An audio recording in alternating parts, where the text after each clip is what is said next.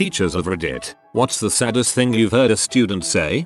I work as a paraprofessional for kids in grades K5, and I kind of hop around from kid to kid and help wherever I can. A lot of my one-on-one students are special education or have learning disabilities, so my approach to working with them is being open to their interests and talking to them in between work. You'd honestly be surprised how well this works, just letting them tell you about their day or fortnight or their weekend. Now I have had issues with stuff like this with a few kids, but the one that sticks out to me is this boy in my 5th grade class. He has both learning disabilities and issues with emotional processing. He's a very large kid at 10 years old, taller than I am. One day I come into the room to find him sullen and quiet, and I ask him if he'd like to come out in the hallway and talk to me. At a bit of probing, he told me that one of the kids in his class told him he should die, that nobody likes him. At one point he just whispers, "I just want someone to love me." It absolutely broke my heart. I struggle with feelings of not feeling loved myself, so I told him, "You know I love you,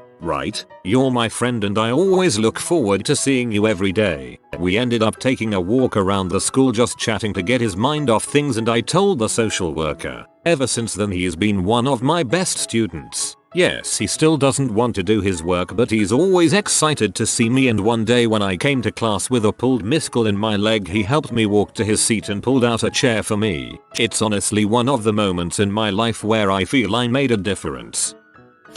Did a pretty standard scale drawing project where students measured and drew their bedrooms. A student drew squares along the walls, and when I asked what they were, he said they were the stove and refrigerator. Kid was sleeping in the kitchen. Ex-wife taught 1st grade in a school district known mostly for trailer park crime. At Christmas, she had her kids write stories about the best thing about the holidays. One extremely impoverished kid wrote that he was excited that Santa was going to let him pick out a single box of cold cereal that would be his and his alone, and he could pick from anything in the grocery store. Mum was dead but broke, working 2 jobs trying to make ends meet, and food stamps were the only way she could get her 3 kids a present. She played this up and the kids got excited about this. I was teaching media, journalism, podcasting, video editing, etc. to students in Southeast Europe who wanted to better utilize social media to show what was happening in their countries. Think Arab Spring. One of my students from Burma mentioned sleeping with her father. I pulled her aside to have her clarify. Her father sleeps in bed with her and her sister to make sure they aren't kidnapped overnight and sold into the prostitutes. Most sobering moment of my life. Dang, that is some heavy crap. My mom told me she didn't pack lunch because it was too expensive. Gave him my lunch. I remember when a girl in our class told the teacher it didn't matter if they learned it. She was going to be dead in a couple of years anyways. At the time I told my mom and she said the girl was probably just being dramatic, but the girl didn't come back after summer break. I had a student who was diagnosed with leukemia, went into remission, returned to school. Shortly after, his sister was diagnosed with skin cancer. A few weeks later, his brother was killed in a RTA. One day he came to see me and just hung around my classroom door. I asked him if there was something he wanted, and to come in. He walked in, sat down and simply said, "I just wanted to stop. I don't know what I've done." Then he sobbed. We ended up crying together for the entire break. Absolutely heartbreaking. A 2nd grader told me that he was feeling weird and tired that day because he didn't sleep much the night before because people were shooting each other on his street, and his dad went out to see what was happening and didn't come back until morning. He was so worried he hadn't slept at all. Another student told me he couldn't take his ADHD medicine because his mommy sold it for food. I keep seeing all of these stories about food. My school does a little thing that isn't much, but definitely helps. Every Friday, kids with a low income is sent home with a sack of food, usually including water, juice, a can of tuna, a small bag of chips, raisins, and other small non-perishables. It's a way a kid can have a meal or two if they otherwise aren't able to. If I don't get a 90 in your class, my dad won't let me see my mom. Duolingo bird eye roll. I was only sort of a teacher for 1 year. I worked at one of the national laboratories in the Bay Area, and as outreach we gave 2 science lessons each to all the schools in Oakland and Berkeley. On lesson 2 in one of the Oakland schools, from a 10-year-old girl who was clearly having trouble paying attention. Sorry I wasn't here last time, my dad got shot. I was assisting another class of first graders, and when they were dismissed, one of the boys was slightly panicked and sticking to the wall. When I talked to him to figure out why, he informed me that his older brother had come to pick him up and that he was terrified. I called over the other teacher and we found out that his brother was physically abusive when they were alone together. Of course, in light of this information, we couldn't allow him to leave with his brother, so we called the mother and waited until she could pick him up. I informed the mother of what her son had told us and that was it, but I'll never forget how scared that little boy was. When I taught elementary school, I had a kindergarten kid that was always at the school. He'd show up super early and leave super late. He was in a before and after school program called MELC. They give the kids whose parents work breakfast and dinner. It was right before April break and I can't remember why, but I mentioned we were going to be off of school for a week. He started crying and said, "But miss, how am I going to eat if I'm not here?" I almost cried with him. His parents work all day long. Reported it to the admin, but I don't think anything came of it. He might have stayed with other family for the week. He seemed fine when we came back.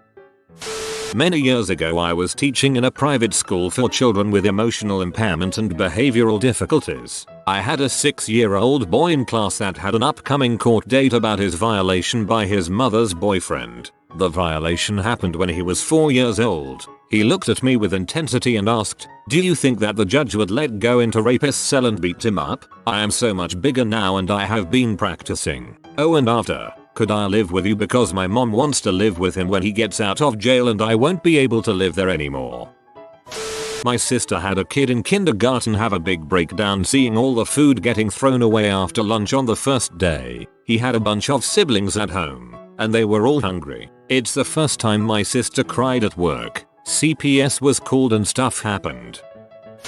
The young man had just received his scores on his ACT. They weren't good, and he felt his dream of being a police officer were over. The kid is 17. Just got his life rammed by a stupid butt test. It makes my blood boil how much stock we put into the dang test. He's a joy to have in class. Spent all of his lunches with me going over content he didn't understand. Is well liked. Works 40 hours a week. Is a productive member of society, and is just an overall good kid, and a dang test says he's not good enough.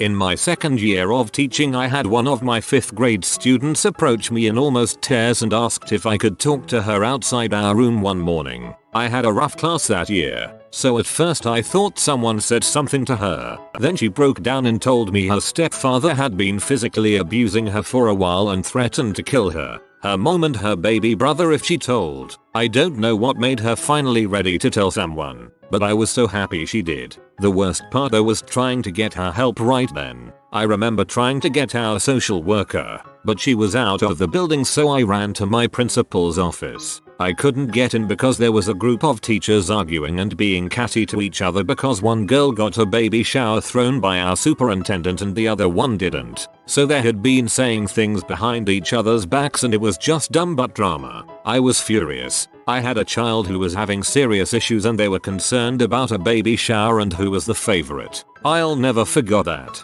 Fast forward to last year and I went to the middle school and saw her. She ran up to me screaming and crying and gave me the biggest and best hug I have ever received. She's doing great now. I taught my high school students in China to write haiku, 575 syllables. I came across this one from an extremely pleasant and soft-spoken kid while going through what they handed in. Delete. My dad told to me, "Harry, now delete mum's number." Shut up. I will not. Harry, class 3A. The second line is 8 syllables. I am fully aware. This is what he wrote and came from his hair and mind, and that's what makes it special. Many of the haiku I got back that were full of mistakes were the most powerful, clever, hilarious. Also, you'd be surprised how hard it is to learn how to break down syllables coming from Chinese especially. It might help to know that 1. Each character in Chinese essentially boils down to one syllable when pronounced, but the way kids learn at a young age to form the sounds breaks them down into either 2 or 3 parts that string together in different ways. 2. In Chinese poetry, since each character is one sound and takes up an equal amount of space and rhythm, Just the concept of words of different lengths having all sorts of variety and number of syllables throws them off from the start.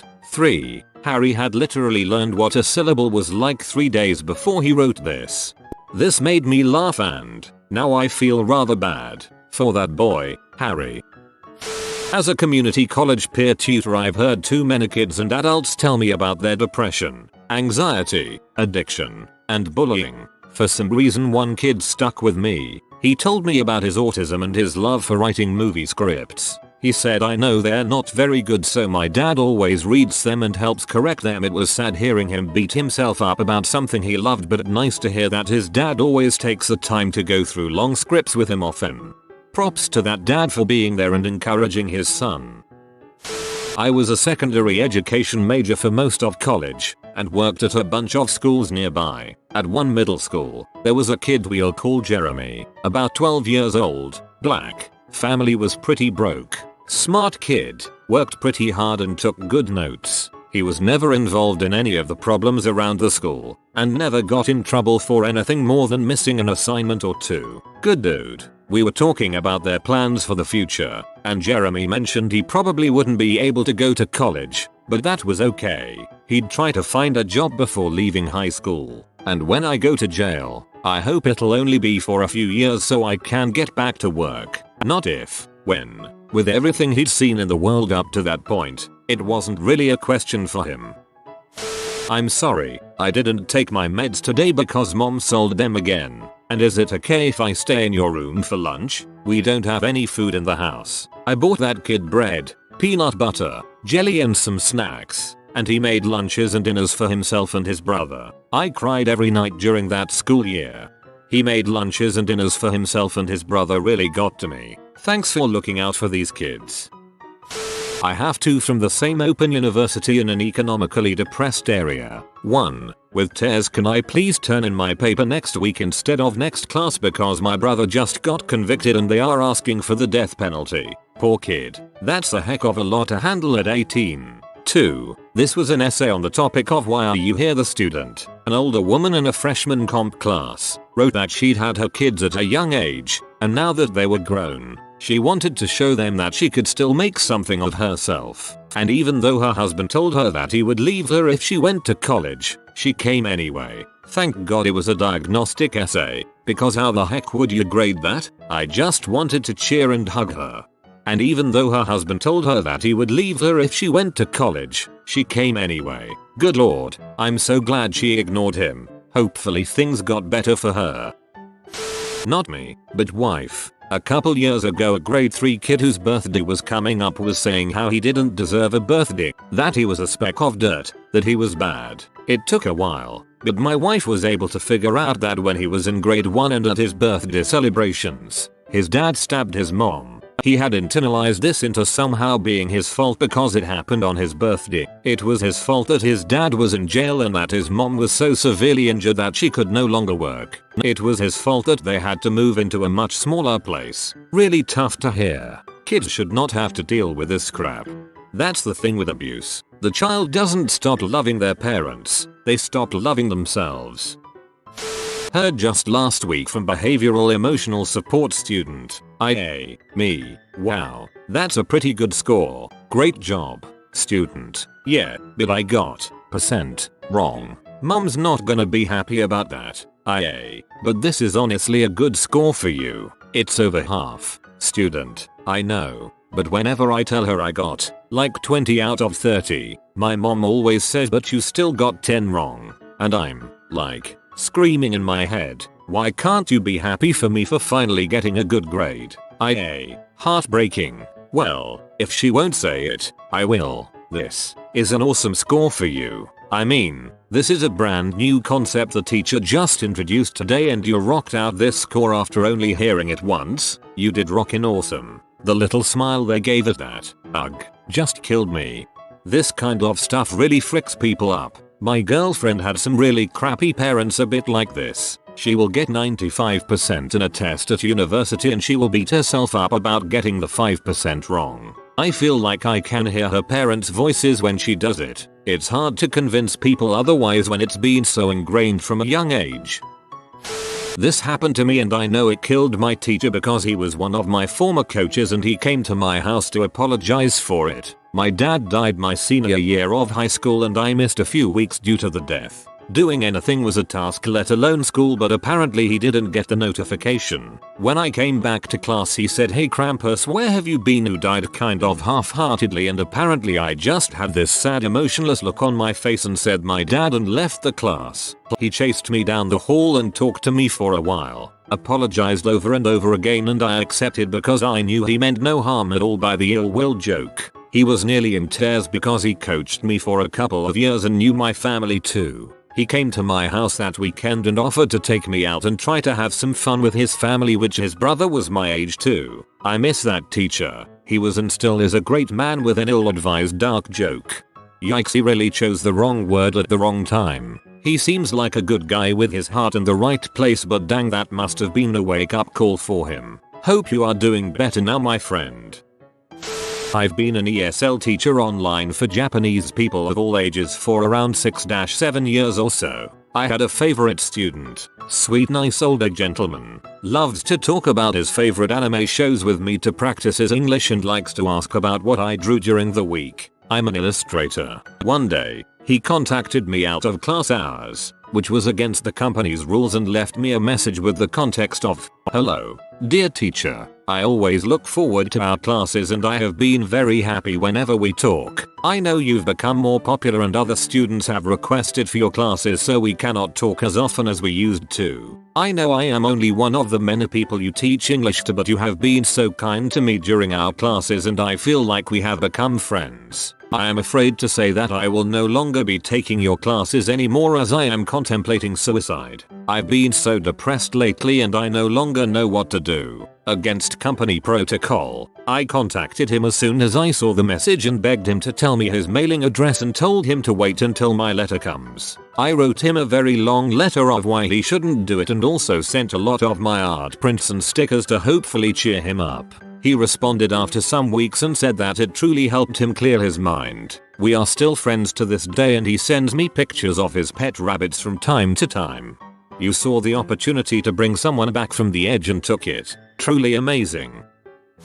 Dunno if this counts as I'm the one that said it, but I had a pretty tough time at school. I had almost no friends and buried myself in my studies. My tutor was this tiny angry Welsh man called Mr. Evans, who I didn't think even noticed I existed as I just kept my head down and had no interest in either of his subjects. Flash forward 5 years and I'm working a part-time retail job whilst paying to learn accountancy at a local college. One random Sunday who walks in but Mr. Evans. He notices me, looks surprised and comes over to talk. We shoot the crap for 5 minutes or so as he basically asks me how I'm doing, what I've done since 6th form, etc. Before he goes I tell him I'm surprised he remembers me after all this time, considering all the kids that must have come and gone since then. He looks me in the eye and says, "You always remember the ones you worry about. You once spent 10 minutes and won my lessons arguing with me about what the point of anything was in the politest way possible. It's great to see how well you're doing now. I'm glad things got better for you, man." I asked a student what she was good at. She thought for a moment with a sad face and said, "Nothing. God damn it. Then we're not doing a good enough job letting her discover her talent." "It's not hard. I'm just really tired," said to me by a little girl in tears as she refuses to do the work I gave her. I work at an international preschool in Japan and it's insane what some of these kids do before they're even in elementary school. This girl went to our school 9 to 30 every day and then had math school 2 times a week, singing class, puzzle class, yes that's a real thing here, music lessons, piano I think, and gymnastics. She was in preschool, mind you. Not me, but a friend of mine is an elementary school teacher and she came to school extremely hungover one time. It was only once and I'm sure there were reasons. She's a good, motivated and responsible teacher. One of the children smiled and hugged her, saying, "Mrs. King, you smell like my dad." "You have been visited by the skill papa," replied Jit God Papa for good skill. Thanks for watching. If you are new to the channel, you can subscribe. I publish new videos every day. Until then, check another video, or don't. Either way, have a great day you magnificent people.